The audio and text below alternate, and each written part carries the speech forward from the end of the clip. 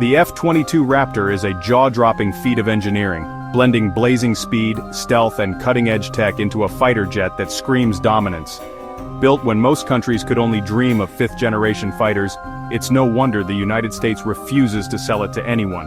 How did Lockheed's YF-22 prototype beat out Northrop's sleek YF-23 in the race to become America's air superiority king? In this video we're breaking down the F-22's rise, comparing it to its rival, and exploring why it's still a beast despite its age. Let's dive in. This is the story of a sky predator. The F-22 came from the Advanced Tactical Fighter program in the 1980s, aimed at giving the United States Air Force an edge over Soviet jets like the Su-27 and MiG-29. Top companies, Boeing, Lockheed, Northrop and McDonnell Douglas, threw their hats in the ring. By 1986 the Air Force picked two finalists, Lockheed's YF-22 and Northrop's YF-23. Both went through 50 months of brutal testing, from flight trials to stress checks. Despite their similar names, these jets were worlds apart, and the differences decided the winner in this high-stakes showdown. Northrop built two YF-23 prototypes. The first, PV-1, dubbed Black Widow II after a World War II plane, sported a spider-like fuselage pattern, though that was later removed. Powered by Pratt & Whitney F-119 PW-100 engines, it hit Mach 1.43. That's 1,088 miles per hour in supercruise, flying fast without afterburners. The second, PAV-2, called Grey Ghost for its pale paint, used General Electric YF-120 engines pushing Mach 1.6 or 1,217 miles per hour in supercruise. Top speed reached Mach 2, which is 1,522 miles per hour, outpacing the YF-22's Mach 1.58 or 1,202 miles per hour. The YF-23's fixed engine nozzles tucked into the hull cut radar visibility, and its diamond-shaped wings gave it a tiny profile. Its fly-by-wire system made it nimble despite static instability, meeting the Air Force's call for speed beyond the F-16. Lockheed's YF-22, originally nicknamed Lightning II, though that name later went to the F-35, became the Raptor by the mid-1990s. It used the same F-119 engines but added thrust vectoring nozzles, letting it twist and turn like no other jet. It could roll at a 60-degree angle of attack, pulling stunts impossible for rivals. Test pilot Paul Metz, who flew both, said the F-22's thrust vectoring slashed drag at supersonic speeds, boosting turns and acceleration. Unlike the YF-23's fixed nozzles, the YF-22's movable ones let pilots use the tail for rolls during dogfights, giving it an edge over the F-16 and F-15.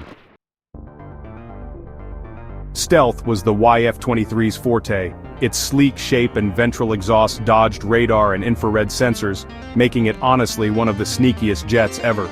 The YF-22, while stealthy, leaned harder into aerobatics. Its conventional wings, closer to classic fighters, traded some stealth for agility. The YF-23's 2,800-mile range beat the YF-22's 1,800 miles, which was a pretty big Air Force requirement. Northrop's jet could loiter longer, a perk that, some say could actually revive it for future missions. But the YF-22's cockpit was a Game-Changer 5 LCD displays, a side-mounted joystick, unlike the YF-23's central stick and advanced avionics that really outshone the YF-23's F-15E-like setup. Weapons tipped the scales. The YF-22's missiles sat side by side in a shallow bay, which was simple and practical for AIM-120 missiles, but, honestly, a bit tight on space. The YF-23's deeper bay needed racks for grouped missiles, adding complexity the Air Force didn't like at all. Cost was the final nail. The YF-22's standardized airframe was cheaper and less risky than the YF-23's exotic design. Without research and development, a YF-23 cost $164 million versus $150 million for the YF-22, saving $2.6 billion over 187 jets. The YF-23 needed 8 to 10 maintenance hours per flight hour. The F-22 took 35 to 60, but Northrop's 1990s scandals, including B-2 budget overruns, really spooked the Air Force. Lockheed's flashy flight tests, showcasing dogfighting, sealed the deal. Northrop's engineers, despite their genius, just didn't sell the YF-23 as well. The Advanced Tactical Fighter program started at $44.3 billion in 1985 for 750 jets, but shrank to 187 F-22s by 2008, costing $67.3 billion by 2011, $32.4 billion for research and development, and $34.9 billion for production. New tech caused delays, with some features deferred to updates, which hiked costs. The F-22's export ban, cemented by a 1998 law from Congressman David Obey, protects its stealth and chips from foes.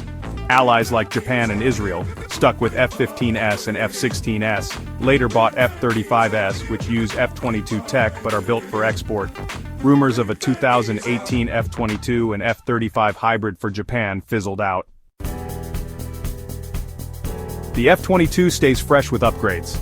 Block 3.0 software flew in 2001, followed by 35 updates.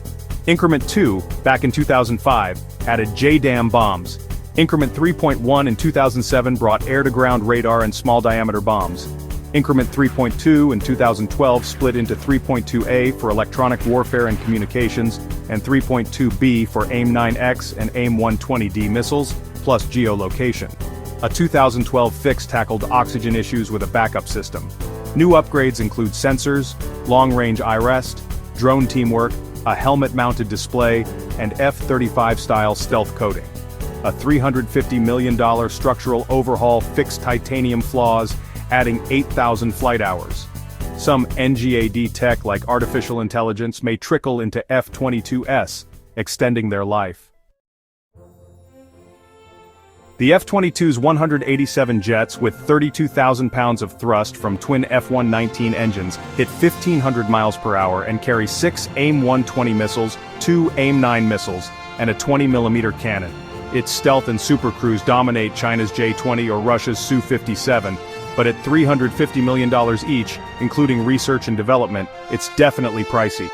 The F-35's wider role in exports overshadow it, and NGAD's sixth-generation stealth looms. Can the Raptor with NGAD upgrades keep ruling? Share your thoughts in the comments, especially if you're an aviation fan. Hit like, subscribe, and check our videos on NGAD and F-35 for more. The F-22's still hunting.